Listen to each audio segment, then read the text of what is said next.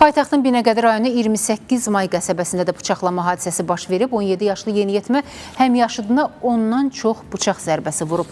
Polis hadisəni törədən paytaxt sakinini saxlayıb, yaralı isə kliniki tibbi mərkəzə yerləşdirilib. Çək günüymüş, hərliyirmiş ki, sən öldürəcəm, sən öldürəcəm. Bıçaqlayan şəxs və ya bıçaqlanan şəxs əvvəllər tanış olublar və elə həmən şəxs öncə bıçaqladığı şəxsin evinə gələrək onu evdən çıxararaq küçənin bu hissəsinə gətirib və söhbət ediblər. Və daha sonra hələlik məlum olmayan səbəbdən üzərində olan bıçaqla həmən şəxsə 12-dən çox zərbə vurub. Bu isə həmən şəxsin köynəyidir, hansı ki elə bıçağın izləri də burada, vurulan bıçağın izləri də qalıb. Bıçaqlanma hadisəsi 28 may qəsəbəsində 17 yaşlı məktəblinin yaşadığı evin qarşısında baş verib. Hadisədən xəbər tutansa məktəblinin nənəsi olub. Yaralı ağır vəziyyətdə xəstəxanaya çatdırılıb. Döş qəfəsindən vurub, bax buradan, sümük qoymayıb dərinə keçəcək. Ağciyara keçibdi. Bu bir tərəfdən də vurubdu. Bağırsığına keçibdi, boşluğa düşüb, bağırsıq salamat qalıb. Bıçaqlanan 17 yaşlı yeniyetmə 306 saylı məktəbin şagirdi olub və 9-cu sinifi bitirdikdən sonra Sumqayıtda peşə məktəbində təhsil alırmış.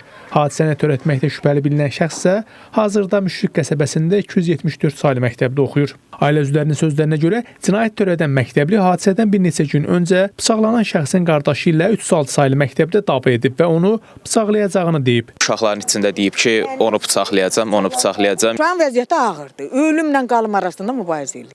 Təcili tibbi yardım briqadası tərəfindən kişi cinsli şəxs bədənin çoxsaylı kəsilmiş, deşilmiş yaraları diaqnozu ilə kliniki tibbi mərkəzə hospitalizasiya olunub.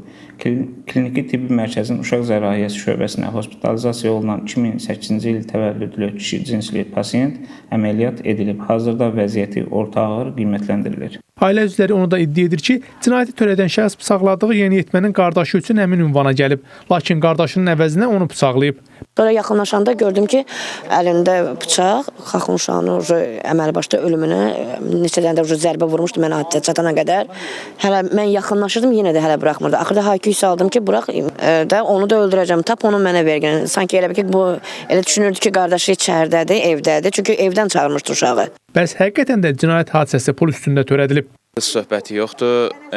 O şəxs balaca uşaqları döyüb pullarını alır. Qardaşım da ona bir neçə dəfə mane olmağa çalışdığına görə qardaşımdan zəhləsi gedirdi. Məktəblinin bıçaqlanması ilə bağlı Bakı Təhsil İdarəsi də məlumat yayıb. Bildirilir ki, hadisə dərsdən kənar vaxtda məktəbdən kənar ərazidə 274 nömrəli məktəbin 10-cu sinif şagird tərəfindən 306 nömrəli məktəbin şagirdinin qardaşına xəsarət yetirilməsi haqqında məlumat daxil olub.